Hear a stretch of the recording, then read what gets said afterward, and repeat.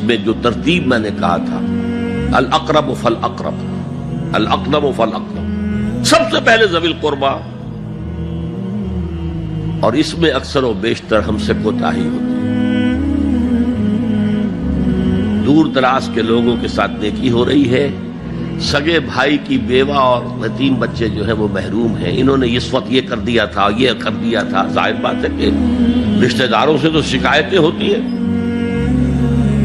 یہ تو ہمیشہ ہمارے مخالف رہے ہیں جی، ان کی ہم کیسے مدد کریں؟ اگر تو اللہ کے لیے دینا ہے تو پہلا حق ان کا ہے، ابا للہ وابغض للہ واعطى للہ ومنع للہ، اللہ کے لیے دیا ہے اگر تو اپنے اس نفس کے جو انتقام کا جذبہ ہے اس کو کچلو، اور جس کا سب سے پہلا حق ہے اس کو پہنچاؤ، حق بحقدار رسید، ذوی القربى والیتامى، جو بے سہارا رہ گئے، باپ کا سایہ نہ رہا، والمساکین، مساکین کسے کہتے ہیں؟ مسکنت کہتے ہیں کم ہمتی۔ آپ کو معلوم ہے آج کل ایک مرض کہلاتا ہے نیورستھینیا، آدمی دیکھنے میں ہٹا کٹا ہے، صحت مند ہے، لیکن اندر سے اس کی کوئی ہمت ایسے جواب دے گئی ہے کچھ کر ہی نہیں سکتا، وہ ہے مسکین۔ اسی لیے جو فرمایا گیا یہودیوں کے لیے ضربت علیہم الذلۃ والمسکنہ، ذلت کے معنی بھی کمزوری اور مسکنت کم ہمت، ہی ہمت ختم ہو گئی۔ جو اپنے پاؤں پر نہیں کھڑا رہ سکتا اس وجہ سے کہ اس میں وہ ہمت کم ہو گئی ہے، وہ بھی مستحق ہے۔ وابن السبیل اور مسافر، پرانے زمانے میں آپ کو معلوم ہے نہ سرائیں تھیں، نہ کچھ اور تھا، نہ ہوٹل تھے، پھر اگر کہیں راستے میں چوری ہو گئی، ڈاکہ پڑ گیا تو آدمی جو ہے گھر میں خود ہے، کفیل ہے، اچھا ہے۔ اس وقت کی حالت ایسی ہو گئی، ہمارے ہاں بیگرز نے اسی کو ایک بہت بڑا بہانہ بنایا ہوا، جی میں آیا تھا وہاں سے اور یہاں سے اور میری جیب کٹ گئی، سب کچھ چلا گیا، اب مجھے واپس جانے کے لیے کرایہ چاہیے۔ اکثر و بیشتر جھوٹے کیسز ہوتے ہیں۔ اگر آپ کسی کو پکڑ لیں اور ساتھ لے کر کہیں تحقیق کراؤ تو وہ بھاگ جائے گا، پھر نہیں آئے گا اس مسجد میں۔ لیکن یہ کہ ابن السبیل یہ بھی ایک کھاتا ہے۔ والسائلین، یہ ذرا تفصیل طلب معاملہ ہے۔ اسلام کی تعلیم بڑی متوازن ہے، ایک طرف سوال کی مذمت ہے، مت اپنا دستے سوال دراز کرو کسی کے سامنے۔ جو شخص ہاتھ پھیلاتا ہے مانگنے کے لیے وہ اپنی عزت نفس کو ہتھیلی پر رکھ کر آپ کے سامنے پیش کر رہا ہے، اور آپ ٹھوکر مار دیتے ہیں اس کی عزت نفس کو۔ مانگو اللہ سے، اللہ کسی کے دل میں ڈالے تمہاری ضرورت پوری کر سکتا ہے، بغیر اس کے کہ تم کسی کے سامنے دستے سوال دراز کرو۔ تو سخت مذمت ہے، اور خاص طور پر بیگری جو ایک انسٹیٹیوشن بن گیا ہے، ایک پیشہ بن گیا ہے، وہ تو اسلام کی تعلیمات کے منافی ہے۔ اور جس طرح کی ہم خیرات بانٹتے ہیں، 5 روپے کا نوٹ دے رہے ہیں مانگنے والوں کو مسجدوں کے باہر، سمجھ رہے ہیں ہم نے حاتم طائی کی خبر کو لات مار دی، حالانکہ حقیقت میں آپ انسٹیٹیوشن آف بیگری کو سپورٹ کر رہے ہیں۔ کسی ایک کو لے لو، آؤ چلو مجھے اپنا گھر دکھاؤ، مجھے بتاؤ تم واقعی اس قابل ہو یا نہیں ہو، اور پھر اس کی مدد کریں، لمسم کریں۔ پھر وہ 5 روپے نہیں ایسی دیں کہ وہ کچھ اپنے پاؤں پر کھڑا ہو سکے۔ میں نے 1 روپیہ نہیں کہا، آج دیکھیں 1 روپیہ تو اب کوئی شے نہیں رہی، لیکن یہ کہ 5 روپے کا نوٹ بھی آپ نے تقسیم کرنے شروع کر دیے، یہ کیا ہے؟ والسائلین وفی الرقاب، لیکن دوسری طرف سائل کو جھڑکنا نہیں ہے۔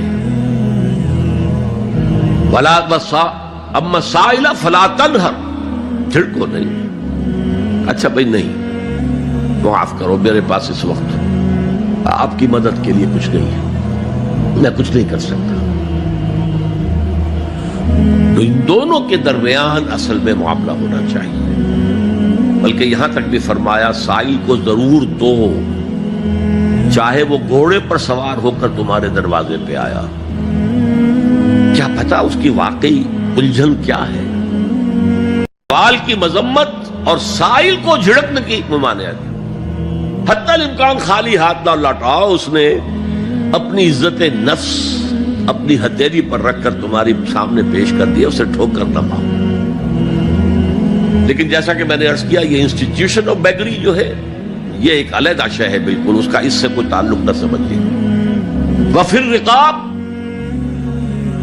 رقاب جمع ہے رقبہ، گردن۔ فک رقبۃ او اطعام فی یوم ذی مسغبۃ یتیما ذا مقربۃ او مسکینا ذا متربہ۔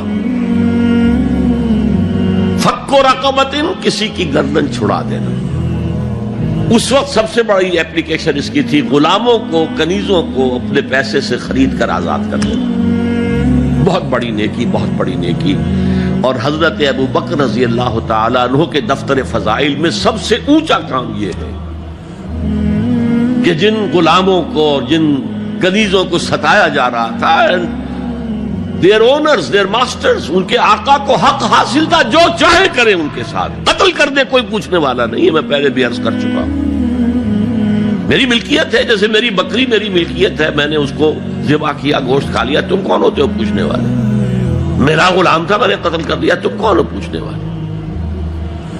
ان کو حضرت ابو بکر نے خرید کر آزاد کیا اور منہ مانگے دام دیے۔ حضرت بلال کے لیے امیہ ابن خلف نے اتنی بڑی رقم مانگی، حضرت ابو بکر نے کہا ٹھیک ہے لو۔